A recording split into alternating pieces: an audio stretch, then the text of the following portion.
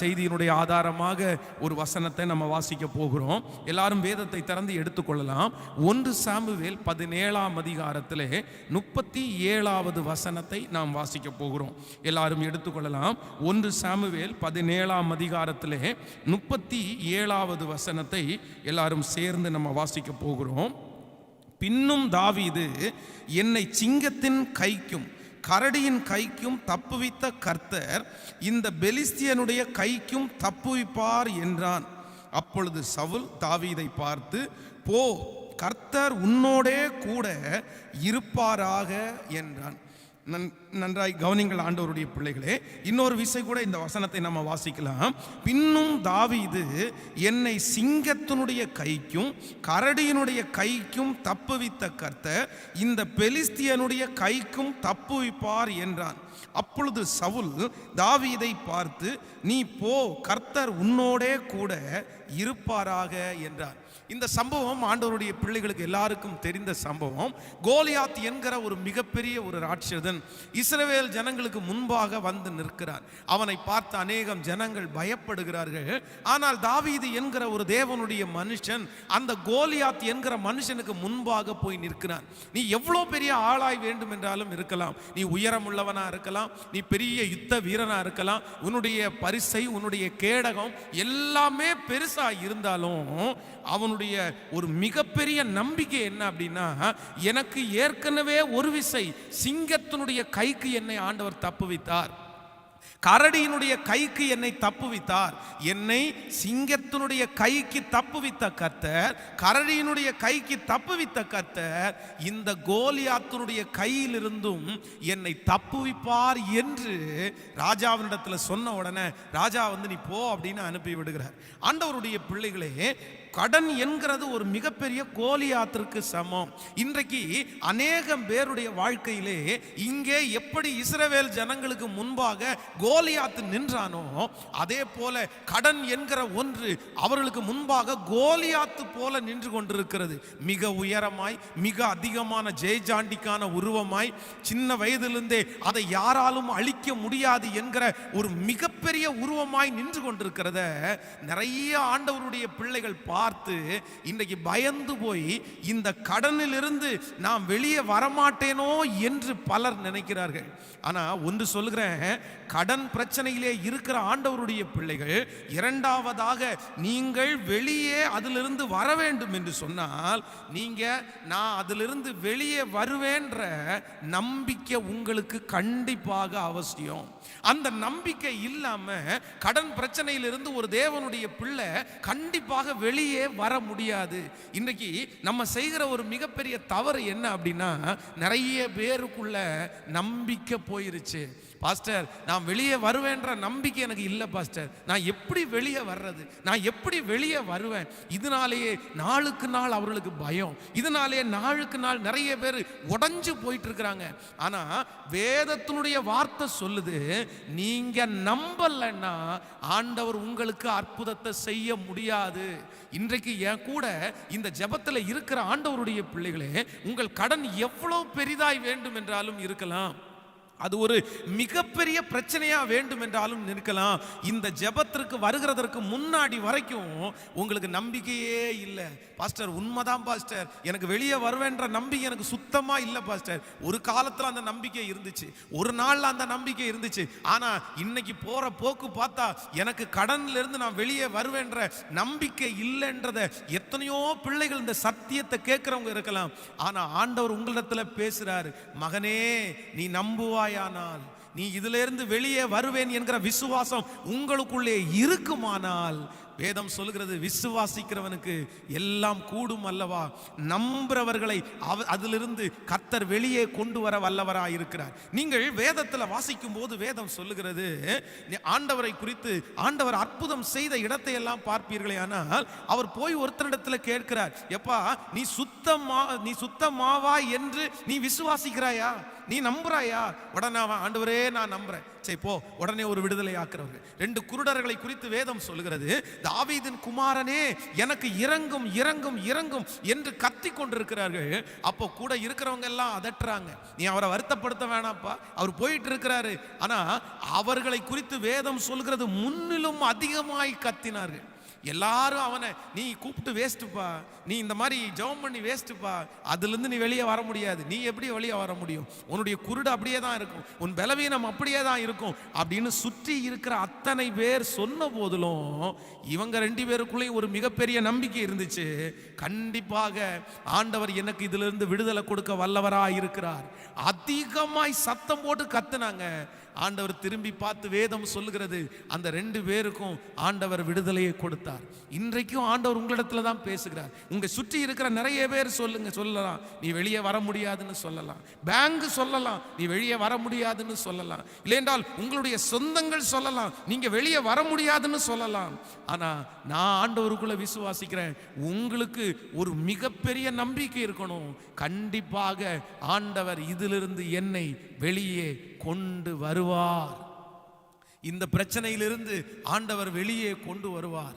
So நம்பாத ஒருத்தருக்கு நிச்சயமாகவே ஆண்டவர் அற்புதத்தை செய்ய முடியாது. இன்னைக்கு இந்த ஜெபத்துல இருக்கிறவங்க நல்லா கவனிங்க. நீங்க நம்பினாதான் உங்களுக்குள்ள தைரியம் வரும், நீங்க நம்பினாதான் உங்களை அடுத்த ஸ்டெப் நீங்க எடுத்து வைக்க முடியும். இல்ல அப்படின்னா நாளுக்கு நாள் நீங்கள் குறைந்து போக ஆரம்பிப்பீர்கள். ஆண்டவர் இன்றைக்கு பேசுகிறார், மகனே நீ நம்பு, மகளே நீ நம்பு. ஒருவேளை இன்றைக்கு இந்த வார்த்தையை கேட்கும் போது உங்களுடைய இருதயத்தில் பாஸ்டர் எப்படி நம்ப சொல்றீங்க, எப்படி நம்ப சொல்றீங்க, ஒண்ணுமே முடியாது. இல்ல ஆண்டவர் நம்ப சொல்லுகிறார். நீங்கள் நம்பும் போது உங்களுக்கு அற்புதம் செய்கிறதற்கு வல்லவராயிருக்கிறார். உங்களுடைய பலத்தை அல்ல, உங்களுடைய சம்பளத்தை அல்ல, உங்களுடைய வருமானத்தை அல்ல, உங்களுடைய தொழிலை அல்ல, நீங்க நம்பி இருக்கிறது யார் அப்படின்னா ஆண்டவரை நம்பும்படியாய், கர்த்தரை நம்பும்படியாய். சோ இந்த கடனிலிருந்து நான் வெளியே வர விட்டாலும், இந்த கடன்ல இருந்து வெளியே வருகிற சக்தி எனக்குள்ளே இல்லாவிட்டாலும் நான் ஒண்ணு நம்புறேன், என் ஆண்டவர் மேல நான் நம்பிக்கை வச்சிருக்கிறேன், என் ஆண்டவர் மேல நம்பிக்கை வச்சிருக்கிறேன். இன்றைக்கு ஜெபத்தில் இருக்கிற ஆண்டவருடைய பிள்ளைகளே, நீங்கள் குறைவானவர்கள் தான், உங்களுடைய வருமானங்கள் குறைவானது தான். ஆனா நீங்க எல்லாருமே யாரை நம்பணும் அப்படின்னா ஆண்டவரை நீங்க நம்பணும். நம்பாம அந்த பிரச்சனையிலிருந்து நீங்க வெளியே வரவே முடியாது. உங்களுக்குள்ளே, உங்களுடைய சரீரத்திற்குள்ளே, இருதயத்திற்குள்ளே அந்த நம்பிக்கை தன்மை போய் பல ஆண்டுகளா இருக்கலாம். இனி யார் பூஸ்ட் பண்ணாலும் உங்களுக்கு அந்த நம்பிக்கை கொடுக்காத மாதிரி உங்களுக்கு நடந்து கொண்டே இருக்கலாம். தூங்கும் போது, எந்திரிக்கும் போது, நீங்க பேசும்போது, நீங்க சாப்பிடும் போது உங்களுடைய இருதயம் சொல்லிட்டே இருக்கலாம், நீ அவ்வளவுதான்டா, அவ்வளவுதான்டா, நீ வெளியே வர முடியாதுடா, உன் திராணிக்கு மிஞ்சி நீ வாங்கிட்ட, உன் பலத்துக்கு மிஞ்சி நீ வாங்கிட்ட, அவ்வளவுதான், நீ மூழ்கிற, உன் பிள்ளைக்கு நீ கடனை வச்சுட்டு தான் போற, உன் மகளுக்கு நீ கடனை வச்சுட்டு தான் போற, நீ ஒரு கடன்காரியாகவே சாக போற, நீ ஒரு கடன்காரனாகவே சாக போற அப்படின்னு உங்க மனசு சொல்லி கொண்டே இருந்தாலும், இன்னைக்கு இந்த ஜெபத்தில் இருக்கிற எல்லாரும் கையை உயர்த்தி சொல்லுவோம், ஆண்டவரே நான் உங்களை நம்புறேன், நீர் என்னை இதிலிருந்து வெளியே கொண்டு வர வல்லவர், நீ இதிலிருந்து என்னை தூக்கி எடுக்க நல்லவர். அவர் மேல இல்லைன்றால் உங்களுக்கு அந்த நம்பிக்கை எப்பொழுது வருதோ அப்போதே ஆண்டவர் அற்புதம் செய்ய ஆரம்பித்து விடுகிறார். கையை உயர்த்தி எல்லாரும் ஒரு ஜெபமாய் சொல்லலாமா? அப்பாவை பார்த்து சொல்லுங்க, ஆண்டவரே நான் உங்களை நம்புறேன், ஆண்டவரே நான் உங்களை நம்புறேன் சொல்லுங்க, ஆண்டவரே நான் உங்களை நம்புறேன், முழு பலத்தோட சொல்லுங்க, ஆண்டவரே நான் உங்களை நம்புறேன். ஆண்டவருடைய பிள்ளையே, நான் ஏன் ஆண்டவரை நீங்கள் நம்புங்கள், உங்களை விடுதலை ஆக்குவார்னு சொல்றதற்கு சில காரியங்களை உங்களுக்கு சொல்றேன். நீங்க ஆதியாகமத்திலே வாசிப்பீர்களே ஆனால் ஆபிரகாமை குறித்து வேதம் சொல்லுகிறது. ஆபிரகாம் தன்னுடைய சகோதரன் இப்பொழுது அவனை சிறையாய் 5 ராஜாக்கள் சேர்ந்து சோதோமனுடைய ராஜாக்கள் எல்லாரையும், ஜனங்கள் எல்லாரையும் சிறைபிடித்து கொண்டு போறாங்க. அதோட யாரையும் பிடிச்சிட்டாங்க அப்படின்னா லோத்து என்கிறவனையும் அவனுடைய குடும்பத்தையும் சிறைபிடித்து கொண்டு போகிறார்கள். அவர்கள் 5 ராஜாக்கள் இருக்கிறார்கள். ஆனா இந்த செய்தி யாருக்கு வருதுன்னா ஆபிரகாமுக்கு வருது. ஆபிரகாமுக்கு வந்த உடனே வேதம் சொல்கிறது, தன்னுடைய வீட்டிலே கைப்படிந்தவர்களை கூப்பிட்டு அவர்களுடைய கையில ஆயுதத்தை கொடுத்து, வேலைக்காரங்க, இதுக்கு முன்னாடி யுத்தத்தில் அவங்களுக்கு பழக்கம் இல்லை, இதற்கு முன்பாக யுத்தத்தை பற்றி அவர்களுக்கு எதுவுமே தெரியாது. ஆனா அந்த வேலைக்காரர்களை வைத்து வேதம் சொல்லுது 5 ராஜாக்களை முறியடித்து அந்த சோதோமனுடைய ஜனங்களையும் அவனுடைய சகோதரனையும் மீட்டிட்டு வைக்கிறதற்கு ஆண்டவர் பலன் கொடுத்தார்ல, ஆண்டவர் பலன் கொடுத்தார்ல. ராஜாக்கள், யுத்த வீரர்கள் அந்த பட்டணத்தையே அந்த தேசத்தையே சிறைபிடித்து கொண்டு போறாங்க. ஆபிரகாமுடைய வீட்டில் வேலை செஞ்சவங்களை கொண்டு அந்த ராஜாக்களிடத்தில் விடுதலை கொடுத்த கர்த்தர் உங்களுக்கு விடுதலை தரமாட்டாரா? விடுதலை தரமாட்டாரா? சோ ஆண்டவரை நம்புங்க. அது மட்டுமல்ல, நீங்கள் வேதத்தில் வாசிக்கும் போது தீர்க்கதரிசியினுடைய மனைவி, அந்த தீர்க்கதரிசியினுடைய மனைவியை குறித்து வேதம் சொல்லுது. அந்த தீர்க்கதரிசி நிறைய கடனை வாங்கிட்டு வச்சுட்டு போயிட்டாரு. அவனுடைய பிள்ளைகளை இப்பொழுது அடிமையாக்க வந்து விட்டாங்க. ஆனா அந்த நேரத்தில் தீர்க்கதரிசி சொல்றாரு, உன்னிடத்தில் என்ன இருக்குது? அவங்க சொல்றாங்க, என்னிடத்துல கொஞ்சம் எண்ணெயே அல்லாமல் வேறு ஒன்றும் இல்லை. அந்த கொஞ்சம் எண்ணெயை கொண்டு போய் அநேகம் வெறும் பாத்திரத்தில் ஊற்று, அந்த பாத்திரத்திலிருந்து வருகிற அந்த எண்ணெயை விற்று நீ வந்து கடனை எல்லாம் முடிச்சுக்கோ அப்படின்னு சொன்னாரு. அதே போல அந்த சகோதரனுடைய வாழ்க்கையிலே அந்த கொஞ்ச எண்ணெயை பெருக பண்ணி அவருடைய கடனை எல்லாம் முடிக்க பண்ண என் ஆண்டவருடைய வார்த்தை இன்றைக்கு இந்த செய்தியில உங்களுக்கு நேராய் வருகிறது. உங்களை தட்டி எழுப்புறாரு ஆண்டவர், உங்களை பலப்படுத்துறாரு. உங்களை பார்த்து சொல்றாரு, மகளே நீ நம்பு, மகனே நீ நம்பு. அந்த தீர்க்கதரிசியினுடைய மனைவிக்கு செய்த நான் இன்றும் உயிரோடே இருக்கிறார். அவர் இன்றும் ஜீவிக்கிறார். அவர் நேற்றும், அவர் இன்றும், அவர் என்றும் மாறாத தேவனாய் இருக்கிறார். இன்றைக்கும் அவர் உங்களிடத்துல தான் பேசிக் கொண்டிருக்கிறார். உங்க மனசு முழுக்க வெளியே வர முடியாதுன்னு நிறைஞ்சிருக்கிற அந்த அவிசுவாசத்தை தூக்கி போடுவதற்காக தான் ஆண்டவர் இந்த வார்த்தையை பேசி கொண்டிருக்கிறார். அது மட்டும் இல்ல, வேதம் சொல்லுது, கானா ஒரு கல்யாண வீட்டில் அங்கே திராட்சரசம் குறைபடும் போது, அங்க திராட்சரசம் இல்லை. நேற்றைக்கு நான் சொன்னது மாதிரி திராட்சரசத்தை, நல்ல திராட்சரசத்தை உண்டு பண்றதற்கு ப்ரிப்பரேஷனுக்கு 1 இயர் ஆகுமா, 1 வருஷம் ஆகுமாமா. ஆனா வெறும் பச்சை தண்ணியை வச்சு முந்தின திராட்சரசத்தை விட டேஸ்ட் உள்ள திராட்சரசத்தை கொடுக்கிறதற்கு என் ஆண்டவரால முடியுமேயானால் உங்க கடன்ல இருந்து உங்களை வெளியே கொண்டு வருவதற்கு ஆண்டவரால முடியுமா? ஆண்டவரால முடியுமா? வெறும் தண்ணீரை திராட்சரசமாய் மாற்றின கர்த்தர் தான் இன்றைக்கு உங்களோடு பேசி கொண்டிருக்கிறார். அது மட்டுமல்ல, வேதத்துல ரூத் என்கிற ஒரு மனுஷியை குறித்து வேதத்துல வாசிக்கிறோம். அப்பொழுதுதான் அந்த தேசத்திலே அவள் பொறுக்கிறவர்களாய், வேதம் சொல்லுது, அவள் பொறுக்கிற வயல் வந்து அது ஒரு பெரிய பணக்காரனுடைய வயல். அந்த வயலில் முடிச்சிட்டு ஏழைகளுக்காக சிந்தி போடுகிற அந்த கோதுமைகளை பொறுக்கி கொண்டிருக்கிறாள். ஆனா அவன் நினைக்கலங்க, அந்த லேண்டுக்கு அவ உரிமையாளராய் மாறுவாருங்கிற எண்ணம் அவங்களுக்கு இல்லை. ஆனா அதான் பிச்சை எடுக்க போனது போல அந்த லேண்டுக்குள்ள அதை பொறுக்கிறதுக்காக போறவங்க, கர்த்தர் அவன் மேல வச்சிருந்த ஒரு பெரிய தீர்மானம், அந்த லேண்டுக்கே அவங்கள சொந்தக்காரியா மாற்றினவர் தான் என் கர்த்தர், என் ஆண்டவர். அப்படிப்பட்ட தெய்வம் உங்க வாழ்க்கையில் அற்புதத்தை செய்யாம இருப்பாரா? வேதத்தில் யோசேப்பு என்கிற ஒரு மனுஷனை குறித்து வாசிக்கிறோம். அடிமையாக எகிப்து தேசத்திலே விற்கப்பட்டவன். அவன் அடிமை, அவன் வீட்டு வேலைக்காக அமர்த்தப்பட்டவன். அவன் பேர்ல இன்னும் கேஸ் ஃபைல் பண்ணப்பட்டது. அவன் சிறைச்சாலைக்கு, எகிப்திலே இருக்கிற சிறைச்சாலைக்குள்ளே தள்ளப்பட்டவன். ஆனா அப்படிப்பட்ட ஒரு மனுஷனை எகிப்து தேசத்திற்கு ராஜாவாய் மாற்றின அந்த கர்த்தர் தான் இன்னைக்கு இந்த ஜெபத்தில் இருக்கிற உங்களை பார்த்து சொல்றாரு, உன் கடன்ல இருந்து உன்னை வெளியே கொண்டு வருவதற்கு ஆண்டவரால முடியும்னு ஆண்டவர் உங்களுக்கு வாக்கு கொடுக்கிறார். அது மட்டுமல்ல, நீங்கள் வேதத்தில் யாக்கோபை குறித்து வேதம் சொல்லுகிறது, தன்னுடைய மாமனாருடைய வீட்டில் அவன் போகும்போது வெறும் கோலும் கையுமாக போகிறான். அவன்கிட்ட வேற எதுவுமே இல்லை, கோல் மட்டும்தான் அவனுடைய கையில இருக்குது. ஆனா அந்த யாக்கோபு சொல்லும் போது சொல்றாரு, ஆண்டவரே நான் வெறும் கோலும் கையுமாக இந்த இடத்திற்கு வந்தேன், ஆனா இன்னைக்கு இவ்வளோ பெரிய பரிவாரங்களுக்கு தகப்பனா என்னை மாற்றினீரே, நீங்க தான்ப்பா இதெல்லாம் கொடுத்தது. கோலும் கையுமா போன ஒருத்தனை மிகப்பெரிய பரிவாரத்திற்கு தகப்பனா மாற்றின அந்த ஆண்டவர் தான் இன்னைக்கு உங்களை பார்த்து சொல்றாரு, மகனே இந்த கடன்ல இருந்து நீ வெளியே வருவேன்னு நீ நம்பு. இப்படி செய்த ஆண்டவர் உங்களுக்கு செய்ய மாட்டாரா? உங்களுக்கு செய்ய மாட்டாரா? இன்றைக்கு இந்த ஆராதனை வேளையில கர்த்தர் உங்களுடைய நம்பிக்கையை தட்டி எழுப்ப விருப்பப்படுகிறார். ஈசாக்கை குறித்து வேதம் சொல்லுகிறது, பஞ்சமுள்ள காலத்திலே ஈசாக்கு அந்த தேசத்திலே விதை விதைத்து அவனை 100 மடங்கு ஆசீர்வதித்து சுற்றி இருக்கிற அத்தனை பேரும் ஈசாக்கினிடத்திலே வந்து நிச்சயமாய் கர்த்தர் உம்மோடு கூட இருக்கிறார் என்கிறதை கண்டோம் என்று சொன்னார்களே.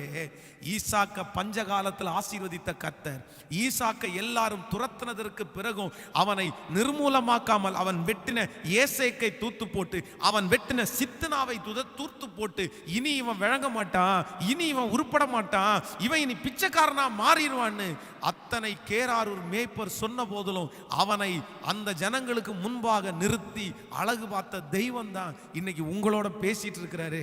இந்த கடன்ல இருந்து நான் வெளியே வருவேன்ற நம்பிக்கை உனக்கு வேண்டும் மகனே, வேண்டும் மகனே.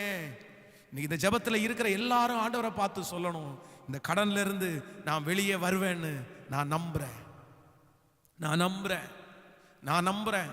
இன்னைக்கு முழுக்க இந்த ஜெபத்தை நான் முடிச்சதற்கு பிறகு கூட உங்க மனசுக்குள்ள எப்பவுமே ஒன்னே ஒன்று வார்த்தை வரணும். அந்த கடன் உங்களை பயப்படுத்தும் போது, அந்த கடன் உங்களை அச்சுறுத்தும் போது, அது உங்களுடைய மனசை கஷ்டப்படுத்தும் போது உங்களுடைய இருதயம் ஒன்று மட்டும் சொல்லணும், நான் வெளியே வந்துடுவேன், நான் வெளியே வந்துடுவேன், ஆண்டவர் என்னை வெளியே கொண்டு வருவார். இவ்வளோ பெரிய அற்புதத்தை பரிசுத்தவான்களுக்கு செய்த ஆண்டவர் நமக்கு செய்யாமல் இருப்பாரோ? அது மட்டுமல்ல, நம்முடைய தேசத்திலே ஊழியம் செய்கிற ஜட்சன் ஆபிரகாம் என்கிற ஒரு தேவனுடைய மனுஷன், உங்களுக்கு அநேகருக்கு அவரை தெரிஞ்சிருக்கலாம். அவருடைய சாட்சியிலே எழுதும் போது ரொம்ப அழகா எழுதுறார். என்ன எழுதுறாருன்னா, அவர் ரட்சிக்கப்படுவதற்கு முன்பாக பல கோடி அவர் கடனுள்ள ஆள். அந்த கடன் பிரச்சனையிலிருந்து அவரால் வெளியே வர முடியாதுன்னு அவர் நினைச்சிட்டாராமா. கோடிக்கணக்கான கடன், அவருடைய பிசினஸ் எல்லாமே லாஸ் ஆயிருச்சு.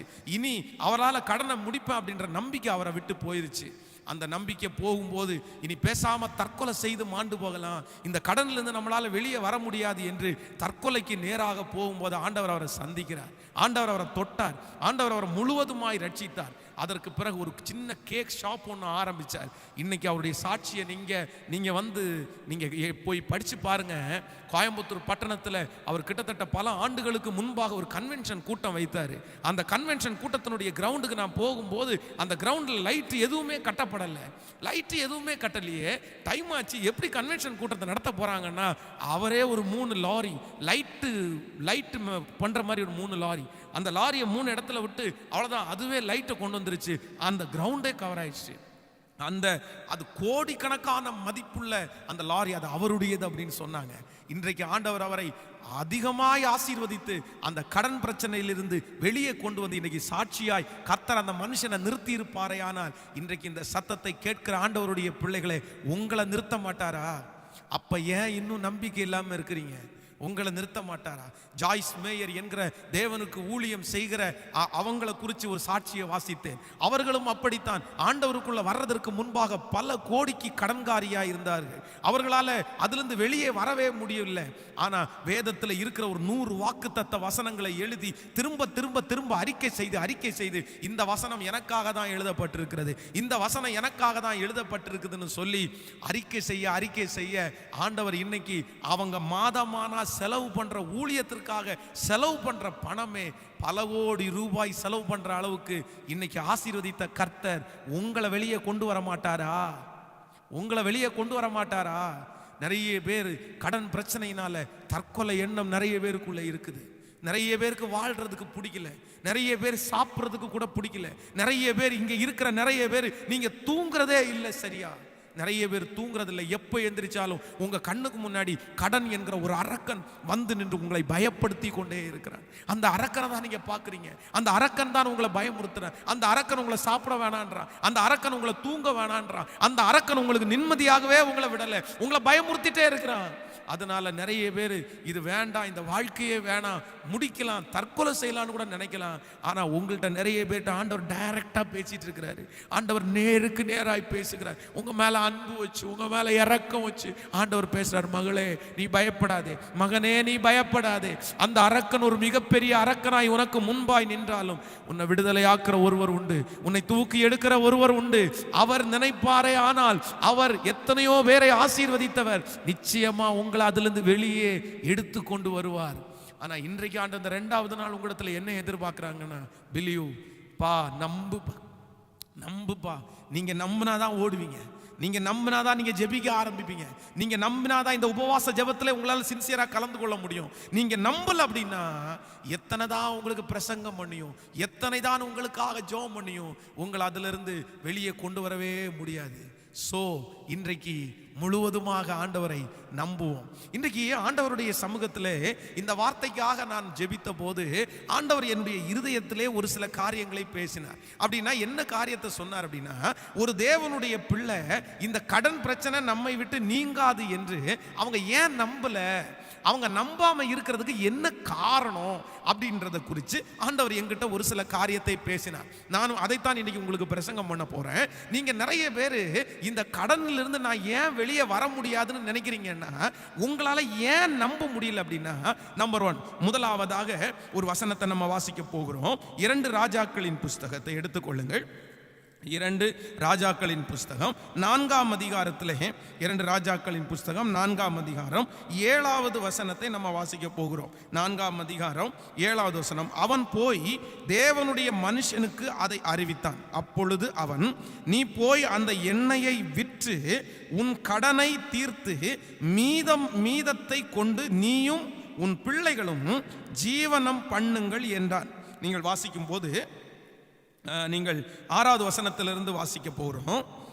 6வது வசனத்திலிருந்து, அந்த பாத்திரங்கள் நிறைந்த பின் அவள் தன் மகன் ஒருவனை நோக்கி, இன்னும் ஒரு பாத்திரம் கொண்டு வா என்றாள்.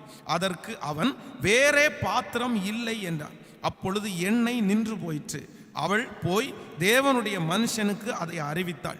அப்பொழுது அவன், நீ போய் அந்த எண்ணெயை விற்று உன் கடனை தீர்த்து மீதத்தை கொண்டு நீயும் உன் பிள்ளைகளும் ஜீவனம் பண்ணுங்கள் என்றார். 4வது அதிகாரம் 1வது வசனத்தை வாசிக்கும் போது, தீர்க்கதரிசிகளுடைய புத்திரரில் ஒருவனுக்கு மனைவியாயிருந்த ஒரு ஸ்திரீ எலிசாவை பார்த்து, உமது அடியானாகிய என் புருஷன் இறந்து போனான், உமது அடியானன் கர்த்தருக்கு பயந்து நடந்தான் என்பதை அறிவீர். கடன் கொடுத்தவன் இப்பொழுது என் 2 குமாரரையும் தனக்கு அடியாக வந்தான் என்றாள். எலிசா அவளை நோக்கி, நான் உனக்கு என்ன செய்ய வேண்டும், வீட்டில் உன்னிடத்தில் என்ன இருக்கிறது என்றான். அதற்கு அவள், ஒரு குடம் எண்ணெயே அல்லாமல் உமது அடியாளுடைய வீட்டில் வேறு ஒன்றும் இல்லை என்றாள். ஒரு குடம் எண்ணெயே அல்லாமல் வேறு ஒன்றும் என் வீட்டில் இல்லை என்றாள். நல்லா கவனிங்க. இந்த இடத்துல தீர்க்கதரிசியினுடைய மனைவி எலிசாவின் இடத்துல வந்து இந்த மாதிரி கேட்குறாங்க. என்ன கேட்குறாங்க அப்படின்னா, இந்த மாதிரி என்னுடைய கணவனார் வந்து கடன் பட்டுட்டு போனாரு, இப்போ அந்த கடன்காரன் வந்து என் பிள்ளையை கேட்குறாங்க. உடனே இந்த தீர்க்கதரிசி அவளை பார்த்து என்ன கேட்குறாருன்னா, சரி ஓகே, நான் உனக்கு என்ன செய்யணும், உனக்கு என்ன செய்யணும், உன்னிடத்துல என்ன இருக்கு, என்ன இருக்குன்னு கேட்கும்போது அந்த சகோதரி தீர்க்கதரிசியினிடத்தில் சொல்லுகிறார், ஒரு குடம் எண்ணெயே அல்லாமல் வேறு ஒன்றும் இல்லை. அப்போ அவங்களுடைய மனசுல இந்த கடனை கண்டிப்பா நான் இந்த கடன்ல இருந்து வெளியே வர முடியாது அப்படின்ற உள்ளுக்குள்ள இருக்கிற எண்ணத்திற்கு காரணம் என்ன அப்படின்னா, இந்த கடனை அடைக்கிறதற்கு எங்கிட்ட நிர்வாகம் இல்லை, எங்கிட்ட எந்த பொருளும் இல்லை, ஒரு குடம் எண்ணெய் தான் இருக்குது, இந்த எண்ணெயை வச்சுட்டு நான் எதையுமே செய்ய முடியாது, நான் வாங்கின கடனை அடைக்க முடியாது, இந்த எண்ணெய் கொஞ்சம், இந்த எண்ணெய் ரொம்ப கம்மியாக தான் இருக்குது, எனக்கு நிர்வாகம் இல்லை. ஸோ ஆண்டவருடைய பிள்ளைகளே, இன்றைக்கு ஆண்டவருடைய பிள்ளைகள் நிறைய பேர் இந்த கடனை நான் கட்ட முடியும்னு நீங்கள் நம்பாததற்கு காரணம் என்ன அப்படின்னா, உங்களுக்கு நிறைய பேருக்கு நிர்வாகம் இல்லை, உங்களுக்கு அதற்கான வசதிகள் எதுவுமே இல்லை.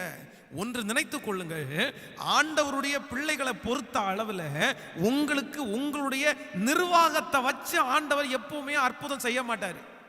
உங்களுடைய தகுதியை வச்சு ஆண்டவர் அற்புதத்தை எப்பவுமே செய்ய மாட்டாரு. இன்னைக்கு நமக்கு எல்லாருக்கும் இத்தனை நாள் வரைக்கும் ஆண்டவர் செய்த எல்லா அற்புதமும் நம்முடைய தகுதியை வச்சு செய்யல, நம்முடைய நிர்வாகத்தை வச்சு செய்யல. இன்றைக்கு இந்த பலிபீடத்தில் உங்களுக்கு முன்பாக நான் நின்று கொண்டிருக்கிறேன், உங்களுக்கு நான் பிரசங்கம் பண்ணிட்டு இருக்கிறேன், உங்களுக்கு பிரசங்கம் பண்றேன். நான் இந்த இடத்துல இன்னைக்கு ஆயிரக்கணக்கான பேர் வந்து நீங்கள் இந்த செய்தியை கேட்டுக்கொண்டிருக்கிறீங்க, நேரலையில் இருக்கிறீங்கன்னு நான் நம்புறேன். ஆயிரக்கணக்கான ஜனங்க பிற்பாடு நீங்கள் பார்த்து கொண்டிருக்கிறீர்கள். ஆனா நான் நம்புறேன், இந்த பலிபீடத்தில் உங்களுக்கு முன்பாக இந்த மீட்டிங் நடத்துறதற்கு நான் நிர்வாகம் இருந்ததுனால, நான் தகுதி உள்ள ஒரு ஆளா இருந்ததுனால இந்த இடத்துல நான் நிக்கலங்க. இதற்காக இந்த மாதிரி பிரசங்கம் பண்றதுக்கு நான் படிச்சுட்டு வந்தேன், நான் ட்ரைனிங் எடுத்தேன், எனக்கு ரொம்ப தெரியும், நான் பழக்கமானவன், இதுல நிறைய எக்ஸாம்ல எல்லாம் நான் ஜெயிச்சிட்டேன் அப்படின்றதற்காக இந்த இடத்துல நான் வந்து நிக்கல. உண்மையிலே நான் நம்புறேன், எனக்கு இதற்கு தகுதி இல்லை, ஆனா என்னை அழைத்த தெய்வம், என்னை முன்குறித்த தெய்வம், என்னை வேறு பிரித்த தெய்வம், இந்த இடத்துல என்னை நிக்க வச்சது மட்டும் இல்லாம இந்த வார்த்தையை பேசுறதற்கு சகல கிருபையும் கொடுக்கிறார். சோ என்னுடைய தகுதியை வச்சு, என்னுடைய நிர்வாகத்தை வச்சு என்ன ஆண்டவர் பயன்படுத்தவே முடியாது. என்னுடைய நிர்வாகம் என்ன? என் அப்பா குடிகாரர். என்னுடைய நிர்வாகம் என்ன? சாணி சுமந்துட்டு இருந்தேன். என்னுடைய நிர்வாகம் என்ன? செங்கல் சூளையில வேலை பார்த்தேன். என்னுடைய நிர்வாகம் என்ன? சாப்பாட்டுக்காக அநேக இடத்துல போய் அப்படியே கையை ஏந்தி இருக்கிறேன். அதுதான் என்னுடைய நிர்வாகம். ஆனா இன்றைக்கு ஆண்டவர் நடத்தி வருகிற விதத்தை பார்க்கும்போது ஆண்டவருக்கு நான் நன்றி சொல்றேன்.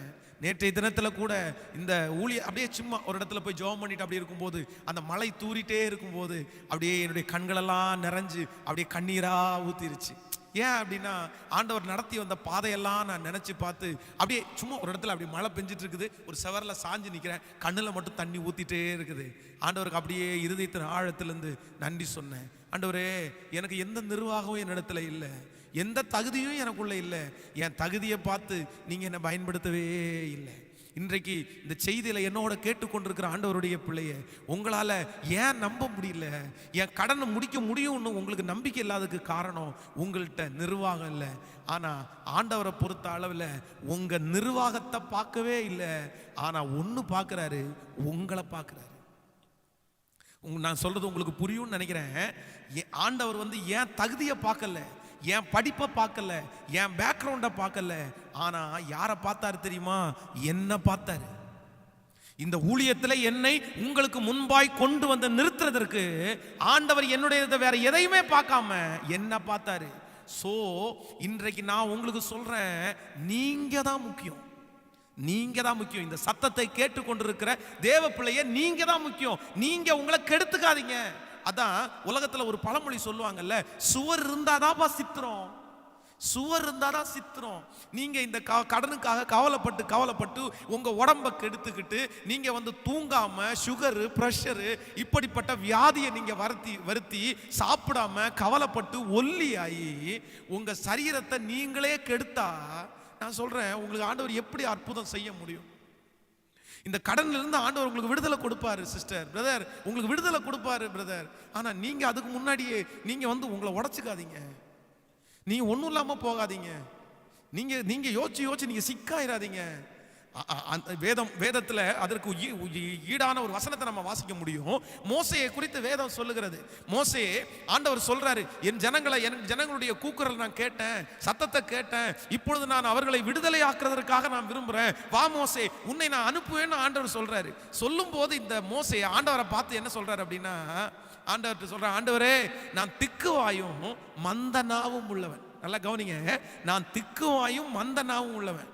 ஓ, உடனே ஆண்டவர் என்ன சொல்லணும் பதில்? ஆமாப்பா, தெரியாம போச்சு பாரு, உனக்கே பேசுறதுக்கு சரியா வராது, நீ ஏன் திக்குவாய, உன்னை கொண்டு போய் அந்த ஜனங்களுக்கு முன்னாடி விட்டா நீ என்னப்பா பேசுவ அப்படின்னு சொன்னாரு. சொல்லுங்க, அப்படியே சொன்னாரு. இல்ல, மோசையை பார்த்து ஆண்டவர் சொல்றாரு, ஏய், மனுஷனுக்கு வாயை உண்டாக்கினவர் யாரா? கர்த்தராகிய நான் அல்லவோ? உனக்கு வாயை உண்டு பண்ண நான் அல்லவா? சோ இதுல என்ன அர்த்தம் புரியுதுன்னா, ஆண்டவருக்கு தேவை மோசையினுடைய வாய் இல்லை, மோசையினுடைய குரல் இல்லை, மோசையினுடைய தொண்டை இல்லை. ஆண்டவருக்கு தேவை மோசை மட்டும்தான் தேவை. உனக்கு தொண்டையை நான் கொடுப்பேன்ப்பா, உனக்கு வாய்ஸ் நான் கொடுப்பேன்ப்பா, உனக்கு பணம் நான் கொடுப்பேன்ப்பா. இன்றைக்கு கூட இந்த செய்தியில கேட்டுக்கொண்டிருக்கிற உங்களை பார்த்து ஆண்டவர் அதான் சொல்றாரு, ஆண்டவருக்கு தேவை உங்களுடைய வருமானம் அல்ல, உங்களுடைய நிர்வாகம் அல்ல. உங்களுடைய எல்லாருமே இன்னைக்கு கடன்ல இருக்கிற அத்தனை பேருமே இதைத்தான் யோசிச்சுட்டு உட்காந்துருக்கிறீங்க. எனக்கு இல்லை, எனக்கு இல்லை, எனக்கு நிர்வாகம் இல்லை, எனக்கு கடன் இவ்வளோ பெருசு, ஆனால் நிர்வாகம் இவ்வளோ குட்டி, நான் 10 வருஷம் உழைச்சாலும் முடியாது, 20 வருஷம் உழைச்சாலும் முடியாது, 50 வருஷம் உழைச்சாலும் முடியாது, நான் சாகிற வரைக்கும் உழைச்சாலும் முடியாது, கட்ட முடியாது அப்படின்னு நினைக்கிறோம். ஆண்டவரை பொறுத்த அளவில் நிர்வாகத்தை பார்த்து ஆசீர்வதிக்கிற தேவன் நம்முடைய தேவன் அல்ல. ஆண்டவர் சொல்ற, நீ வந்துரு, நீ தைரியமா இரு, நீ பலத்தோட இரு, நான் உனக்காக செய்து முடிப்பேன் என்று வாக்கு கொடுக்கிறார். கைகளை உயர்த்தி ஒரு ஹல்லேலூயா சொல்லுங்க. சோ நம்பர் 1, முதலாவதாக ஆண்டவர் உங்களை தைரியப்படுத்துறாரு, உங்களை பலப்படுத்த விரும்புறாரு, உங்களை தட்டி கொடுக்கிறாரு ஆண்டவர். இந்த 2வது நாள் உங்களை பூஸ்ட் பண்றாரு ஆண்டவர். மகனே சோர்ந்து போகாத, மகளே சோர்ந்து போகாத, உன் நிர்வாகத்தை தூக்கி ஓரத்தில் வச்சுட்டு நீ நில்லுப்பா, நீ பலத்தோட இரு, சுகத்தோட இரு, சந்தோஷமா இரு, மனசுக்குள்ள கவலை இருந்தால் அது பெருசா காமிச்சுக்காத. ஓகே ஓகே, நான் வெகு சீக்கிரத்தில் அற்புதத்தை செய்வேன். ஆமென். ஸோ நம்பர் 1, முதலாவதாக நீங்க ஏன் உங்களால் இந்த கடனிலிருந்து நான் வெளியே வர முடியும் அப்படின்ற நம்பிக்கை உங்களுக்குள்ள குறைஞ்சதற்கு காரணம் என்ன அப்படின்னா உங்கள் நிர்வாகத்தை பார்க்குறீங்க. ஆனால் ஆண்டவர் சொல்கிறாரு, உங்கள் நிர்வாகம் எனக்கு தேவையில்லை, நீ தான் எனக்கு தேவை. இப்போ எத்தனை பேர் ஒப்பு கொடுக்குறீங்க? எஸ் லார்ட், எஸ் லார்ட், நான் வர ஆண்டவரே, நான் என் உடம்பை பார்த்துக்கிறேன் ஆண்டவரே, நான் டென்ஷன் ஆக மாட்டேன் ஆண்டவரே, நான் கவலைப்பட மாட்டேன் ஆண்டவரே. அதான் ஆண்டவர் ஃபர்ஸ்ட் சொல்லும் போதே சொல்லிட்டாரு, கவலைப்படுவதனால் எவன் தன் சரீர அளவிலே ஒரு முளத்தை எவன் கூட்ட முடியும்? எவன் ஒரு முளத்தை குறைக்க முடியும்? வெள்ளையா இருக்கிற முடிய கற்பாக்க முடியாது, கற்பா இருக்கிற முடிய வெள்ளையாக்க முடியாது. கவலைப்பட்டு எந்த பிரயோஜனமும் இல்லை சிஸ்டர், பிரதர், கவலைப்பட்டு எந்த பிரயோஜனமும் இல்லை. நீங்க மன வருத்தப்பட்டு எந்த பிரயோஜனமும் இல்லை. நீங்க பயப்பட்டு எந்த பிரயோஜனமுமே இல்லை. அதற்கு மாறாக நீங்க கவலையே பட வேண்டாம். யெகோவாயிரே கர்த்தர் பார்த்து கொள்ளுவார். ஆமென் சொல்லுங்க.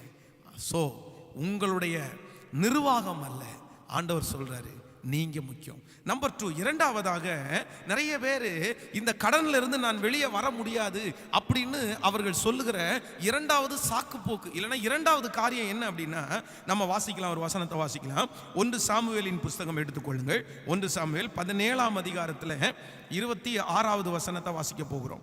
1 சாமுவேல் 17ஆம் அதிகாரம், 1 சாமுவேல் 17ஆம் அதிகாரத்தில் 26வது வசனம் வாசிக்கலாமா? 17ஆம் அதிகாரம் 26வது வசனம். அப்பொழுது தாவீது தன் அண்டையிலே நின்றவர்களை பார்த்து, இந்த பெலிஸ்தியனை கொன்று இஸ்ரவேலுக்கு நேரிட்ட நிந்தையை நீக்கிறவனுக்கு என்ன செய்யப்படும்? ஜீவனுள்ள தேவனுடைய சேனையை நிந்திக்கிறதற்கு விருத்த சேதனம் இல்லாத இந்த பெலிஸ்தியன் எம்மாத்திரம். இன்னொரு விசை கூட நம்ம வாசிக்கலாம். அப்பொழுது தாவீது தன் அண்டையிலே நிற்பவர்களை பார்த்து, இந்த பெலிஸ்தியனை கொன்று இஸ்ரவேலுக்கு நேரிட்ட நிந்தையை நீக்கிறவனுக்கு என்ன செய்யப்படும்? ஜீவனுள்ள தேவனுடைய சேனையை நிந்திக்கிறதற்கு விருத்த சேதனம் இல்லாத இந்த பெலிஸ்தியன் எம்மாத்திரம். நன்றாய் கவனிங்கள் ஆண்டவருடைய பிள்ளைகளே. இந்த இடத்துல தாவீது கோலியாத்திற்கு முன்பாக போய் நின்றுட்டு என்ன சொல்றான் அப்படின்னா, இந்த கோலியாத்தை அவன் ஜெயிப்பதற்கு, இந்த கோலியாத்தை நான் ஜெயிப்பேன் அப்படின்னு இவனை மேற்கொள்ளுவேன் அப்படின்றதற்கு அவனுக்குள்ள இருந்த விசுவாசத்திற்கு என்ன காரணம்? அந்த மிகப்பெரிய நம்பிக்கை அவனுக்குள்ள வந்ததுக்கு என்ன காரணம் அப்படின்னா, இந்த இடத்துல சொல்லும் போது சொல்றான், அவன் என்ன இல்லை, அவன் என்ன நாயன்னு கூப்பிடட்டும், என்ன பேயன்னு கூப்பிடட்டும், ஆனா ஜீவனுள்ள தேவனை நிந்திக்கிறதற்கு இந்த விருத்த சேதனம் இல்லாதவன் எம்மாத்திரம். ஜீவனுள்ள தேவனை நிந்திக்கிறதற்கு இந்த விருத்த சேதனம் இல்லாதவன் எம்மாத்திரம். நம்பர் 2, இரண்டாவதாக ஆண்டவருடைய பிள்ளைகள் என்ன நினைக்கிறாங்க அப்படின்னா, இந்த கடனிலிருந்து நான் வெளியே வர முடியாது அப்படின்னு நீங்க அவிசுவாசப்படுறதுக்கு, நீங்க நம்பாம இருக்கிறதுக்கு காரணம் என்னன்னா, நிறைய பேர் சொல்றாங்க, எங்களுக்கு யார் பாஸ்டர் இருக்கா, எனக்கு யார் இருக்கா, எனக்கு யாருமே இல்லை, இந்த கடனுக்கு முழு அதிகாரி நான் மட்டும்தான். நிறைய மனைவி அதான் சொல்றாங்க, இந்த கடனுக்கு நான் தான் பாஸ்டர் அதிகாரி. நிறைய கணவனார் சொல்றாங்க, இந்த கடனுக்கு நான் தான் அதிகாரி. எனக்கு அண்ணன் பெருசா இல்லை, என் தம்பி பெரிய வெயிட் உள்ளவனா இல்லை, எங்க அப்பா ஒரு பெரிய கோடிக்கணக்கான சொத்தை எல்லாம் சம்பாரிச்சு வைக்கல, இந்த மொத்த கடனும் நான் தான் வாங்கினேன், இந்த மொத்த கடனுக்கும் நான் தான் அதிகாரி, எனக்குன்னு இந்த கடனை நான் ஹெல்ப் பண்றேன்னு சொல்றதற்கு யாருமே இல்லை. இது ஏன் பிரச்சனை? நிறைய பேர் எனக்கு என்ன சொல்றாங்க அப்படின்னா, இது உன் பிரச்சனை. அவங்க நிறைய பேர்கிட்ட காசு இருக்குது, ஆனால் கொடுக்க முடியல, கொடுக்க மாட்டாங்க. அவங்க அவங்களுடைய வேலையை தான் பார்க்குறாங்க. அவங்க என்கிட்ட சொல்லும் போது சொல்றாங்க, அது நீ ஓம்பாடுப்பா, அது ஓம்பாடு. அவங்க நினைச்சிருந்தா என்னை தூக்கி விடலாம், அவங்க நினைச்சிருந்தா எனக்கு கொடுத்து உதவலாம், ஆனால் அவங்க எல்லாரும் என்னை கை கழுவிட்டாங்க, இது ஓம்பாடு. இப்போ எனக்கு ஒரு அவிசுவாசம் வந்திருக்குது.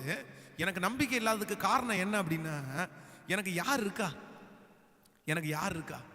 இன்றைக்கு இந்த ஜபத்தில் இருக்கிற நிறைய பிள்ளைகள், ஆண்டவருடைய பிள்ளைகளே, இந்த கடன் பிரச்சனையிலிருந்து நான் வெளியே வர முடியும் அப்படின்ற நம்பிக்கை உங்களுக்கு இல்லாததற்கு காரணம் என்ன அப்படின்னா, உங்க இருதயத்துக்குள்ள ஒரே ஒரு வார்த்தை மட்டும்தான் மேலோங்குது, எனக்கு யார் இருக்கா பாஸ்டர், எனக்கு யார் இருக்கா?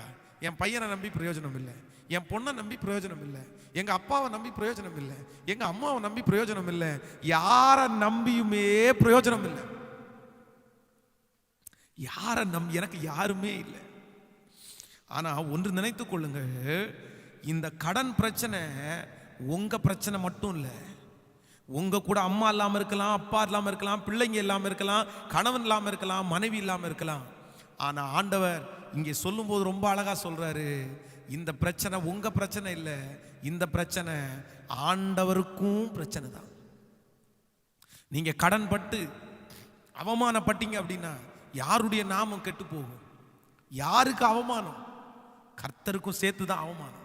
இதை நிறைய பேர் இந்த கடன் பிரச்சனையை உங்க பிரச்சனையா மட்டும்தான் பாக்குறீங்க. நான் மட்டும்தான் காரணம்னு நினைக்கிறீங்க. ஒன்று நினைச்சுக்குங்க, இந்த கடன் பிரச்சனையில நீங்க மட்டும் இல்ல, உங்களை விட யார் முன்னாடி நிற்கிறான்னா ஆண்டவர் முன்னாடி நிற்கிறாரு. என் பிள்ளை வெட்கப்பட்டுட்டான்னா, என் பிள்ளை அவமானப்பட்டுட்டான்னா, என் பிள்ளைய கஷ்டப்படுத்திட்டாங்கன்னா என் நாமமும் தூசிக்கப்படும்னு நினைக்கிற கர்த்தர் அவருடைய நாமத்திற்காக ஒருத்தரை எழுப்பினார். இந்த இடத்துல இந்த கோலியாத்தா ஆண்டவர் ஜெயிக்கணும்னு நினைச்சது இது இஸ்ரவேல் ஜனங்களுடைய பிரச்சனை மட்டும் இல்ல.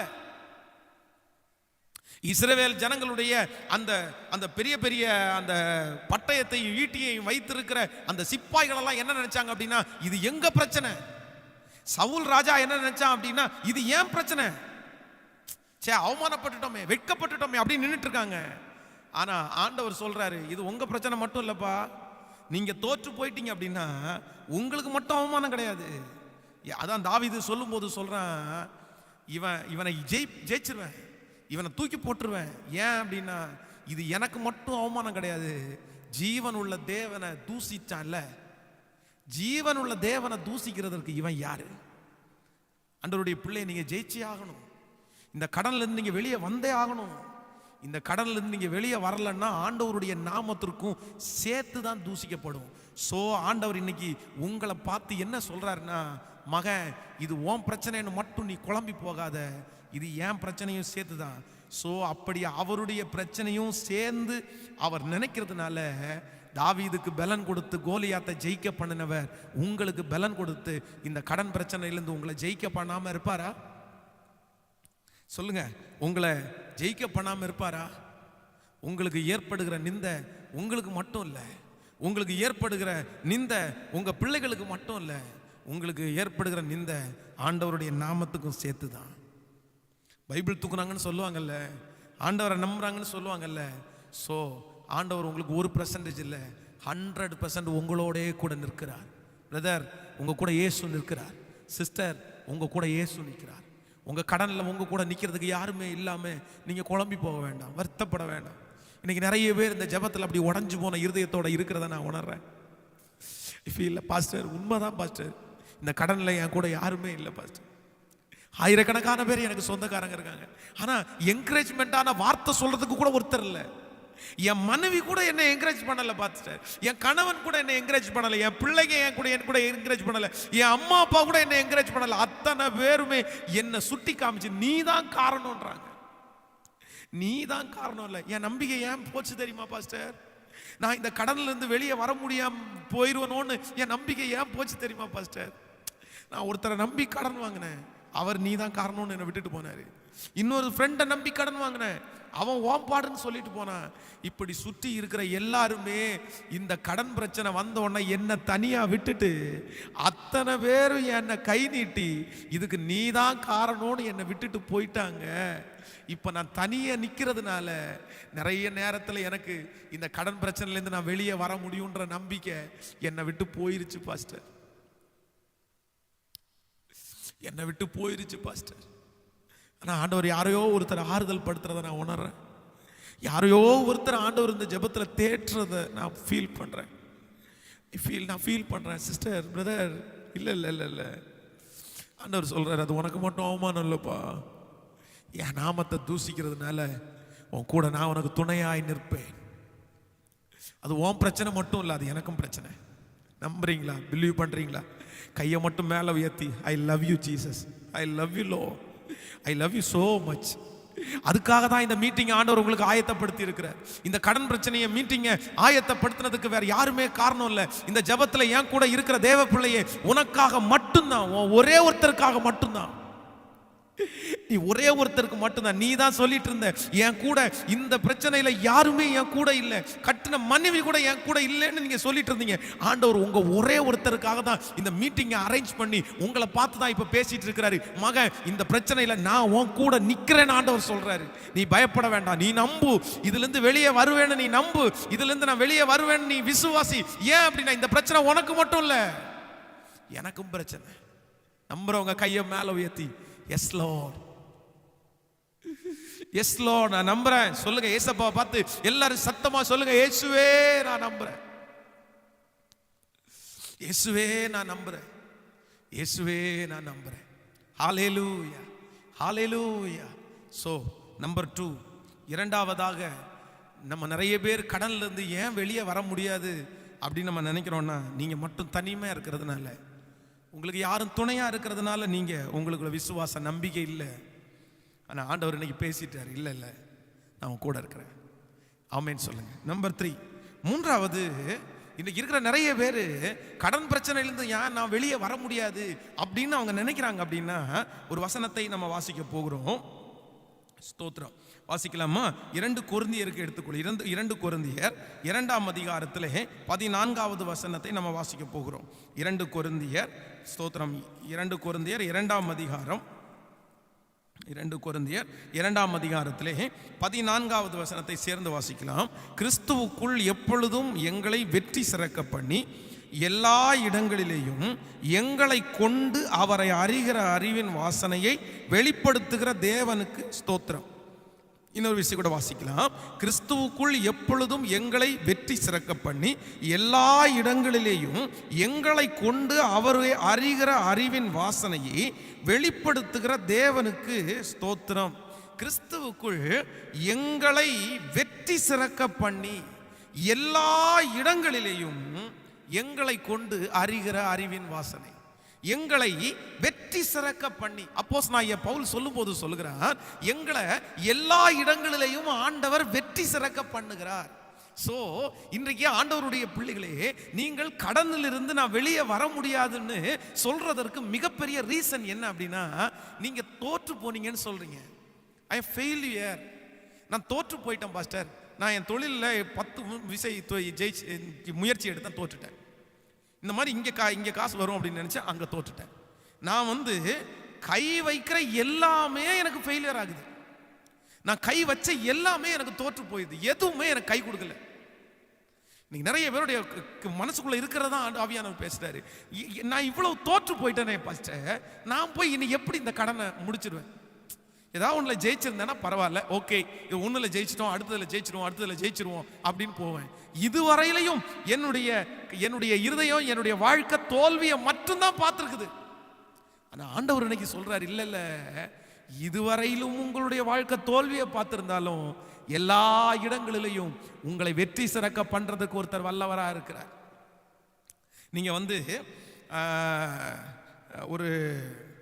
ஒரு ஒரு மனுஷனை குறித்து உங்களுக்கு நான் ஒரு காரியத்தை உங்களுக்கு சொல்லணும்.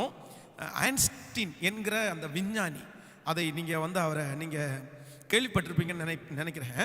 அவர் சின்ன வயசுலேயே ஆரம்ப பள்ளியில் அவர் ரொம்ப மக்கு சட்டி, அவருக்கு எதுவுமே தெரியாதுன்னு அவரை ஸ்கூலை விட்டு அனுப்பிட்டாங்க. ஆனால் இன்னைக்கு நம்ம நிறைய பேர் இது பண்ணுறோம். ஐன்ஸ்டீன் ஒரு மிகப்பெரிய விஞ்ஞானி அவர்.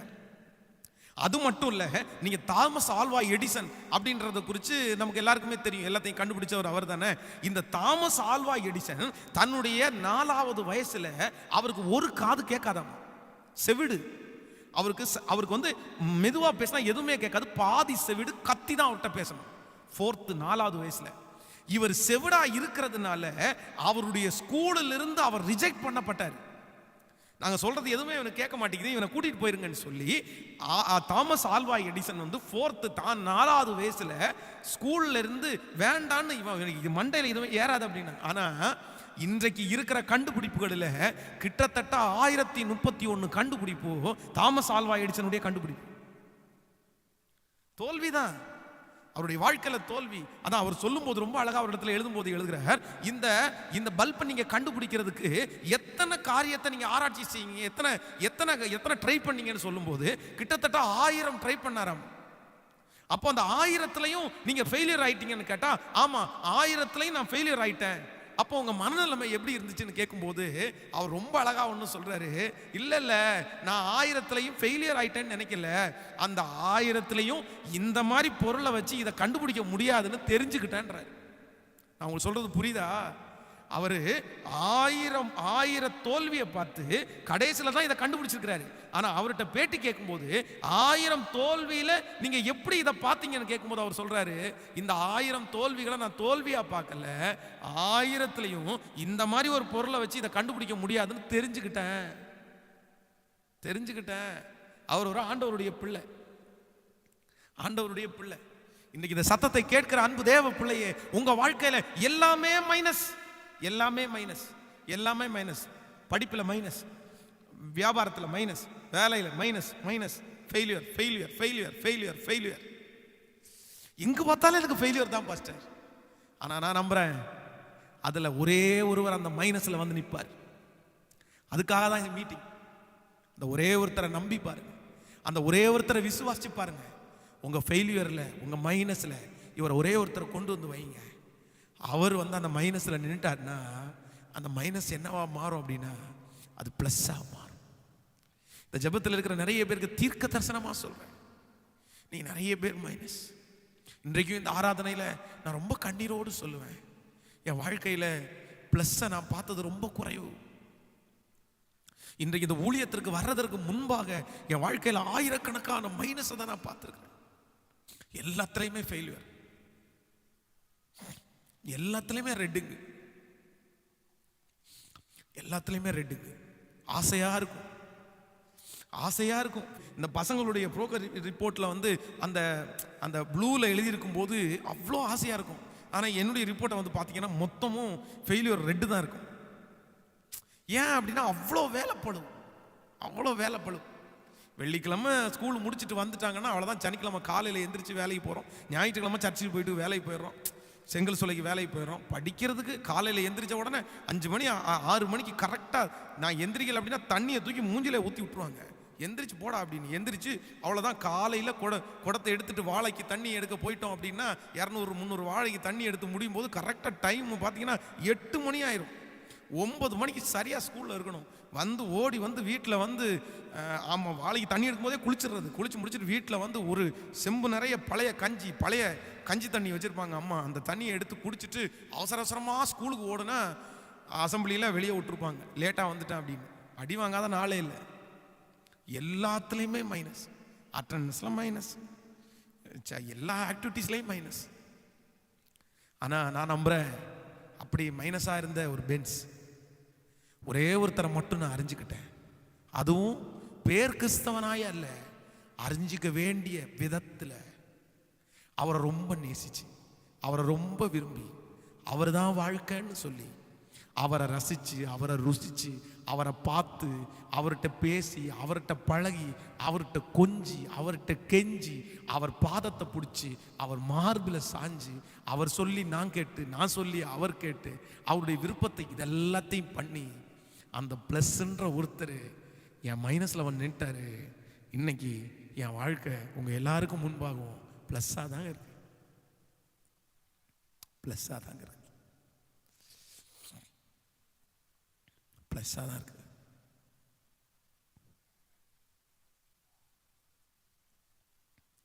இன்னைக்கு ப்ளஸ்ஸாக நிற்கிறதுக்கு அதாங்க காரணம். எங்க அப்பா வந்து நிக்கல, எங்க அம்மா வந்து நிக்கல, என் கூட பிறந்தவங்க யாருமே வந்து நிக்கல.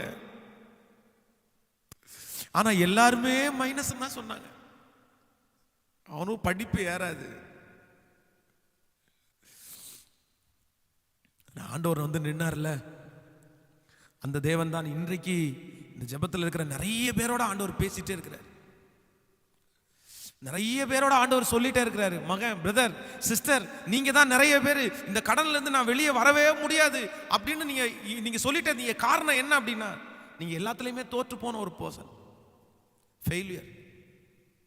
நான் எது வச்சாலும் ஃபெயிலியர் தானே பாஸ்டர் வருது. ஜெபிச்சுட்டு தான் போனேன், பைபிள் வாசி தான் போனேன், ஆனா ஃபெயிலியர் ஆயிட்டேன். இந்த ஃபெயிலியரை எல்லாம் பார்த்ததுனால இனி நான் ஜெயிக்க மாட்டேன்ற ஒரு முடிவுக்கு வந்துட்டீங்களா? ஒரு முடிவுக்கே வந்துட்டீங்களா, நான் இனி ஜெயிக்க மாட்டேன்? இல்ல இல்ல இல்ல, ஆண்டவர் சொல்றாரு, மைனஸ்க்கு பக்கத்தில் ஒருத்தர் நிக்கிறாரு. இன்றைக்கு இந்த ஜெபம் நடந்து கொண்டிருக்கும் போதே எல்லாருமே ஆண்டவரத்துல கேளுங்க, டாடி என் தோல்வியில நீங்க நில்லுங்க ஆண்டவரே, நீங்க நில்லுங்கன்னு கேளுங்க. அப்பாவை கூப்பிடுங்க, அப்பாவை பக்கத்துல நிக்க வைங்க. நான் நம்புறேன் அவர் வந்து நின்ட்டாருன்னா அந்த மைனஸ் பிளஸ்ஸா மாறிடும். கைட்டு செய்கிறத வெற்றியை தருவார். இன்னும் நிரந்தரமாகாது உங்க தோல்வி.